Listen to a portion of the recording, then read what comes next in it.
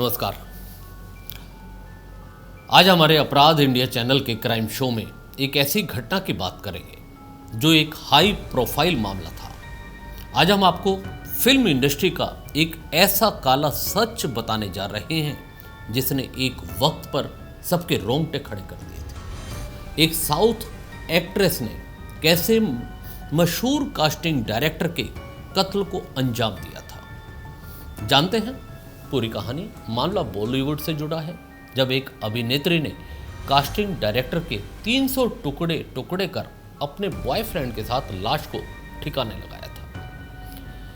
घटना क्या थी और क्यों यह हत्या की गई और कैसे एक मोबाइल की घंटी बजने से कातिल पकड़ी गई। नमस्कार, आदाब, सत श्री अकाल। उम्मीद है आप सब सकुशल होंगे। आज क्राइम शो की इस कड़ी में जिस घटना का जिक्र कर रहे हैं वह 2008 की है, जब बॉलीवुड में एक एक्ट्रेस कातिल बन गई थी और उन्होंने अपने हाथों से कास्टिंग डायरेक्टर के टुकड़े कर दिए थे। ये सब बड़ा और सबसे खौफनाक मर्डर केस था। इस मर्डर के बाद एंटरटेनमेंट इंडस्ट्री पूरी तरह से हिल गई थी। आज जिस जघन्य हत्याकांड की बात हो रही है कास्टिंग डायरेक्टर नीरज ग्रोवर की है, जो उस दौरान बालाजी प्रोडक्शन हाउस में कास्टिंग डायरेक्टर थे और उनका कत्ल उनकी अपनी महिला दोस्त ने ही कर दिया था। नीरज ग्रोवर की दोस्ती कन्नड़ एक्ट्रेस मारिया मोनिका सुसाइराज से काफी बढ़ गई थी। मारिया आई तो बॉलीवुड में अपनी किस्मत आजमाने थी, लेकिन प्रोड्यूसर के ऑफिसों के चक्कर काटने के बाद उनके हाथ बस छोटे मोटे रोल ही लगे। हालांकि उन्हें साल 2002 में साउथ इंडस्ट्री में एक बड़ा ब्रेक भी मिला था। सफलता ना मिलने के बाद मारिया वापस मुंबई लौट गई थी। यहां उनकी मुलाकात हुई कास्टिंग डायरेक्टर नीरज ग्रोवर से और देखते ही देखते दोनों के अच्छे संबंध बन गए। लेकिन कुछ समय बाद ही नीरज के मिसिंग होने की एक खबर सामने आई।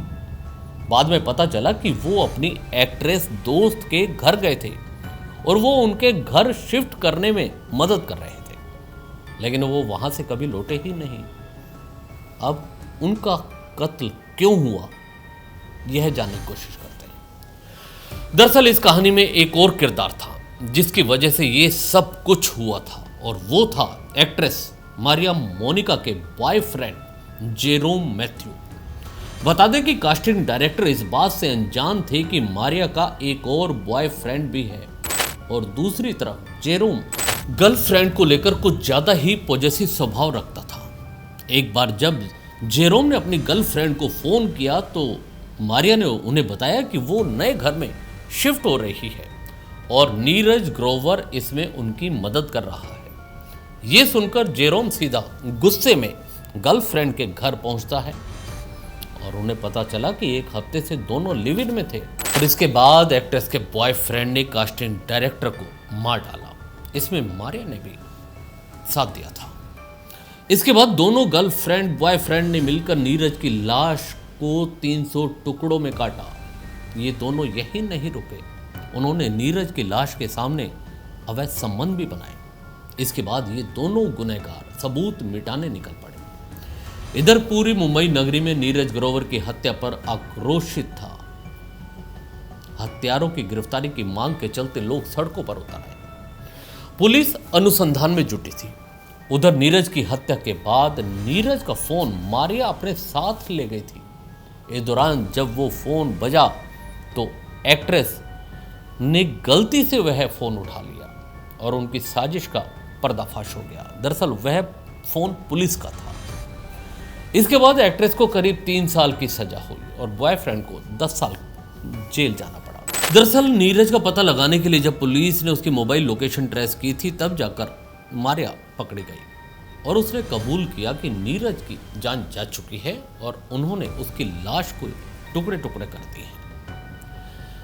कहते हैं आरोपी कितने ही चालाक क्यों ना हो, कोई ना कोई गलती कर बैठता है। ऐसा एक्ट्रेस मारिया के साथ भी हुआ, जिससे वह सलाखों के पीछे पहुंची थी।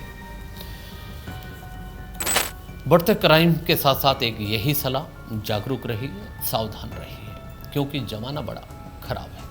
इस खबर में इतना ही। दीजिए इजाजत। नमस्कार। चैनल को भी सब्सक्राइब करना ना भूलिएगा।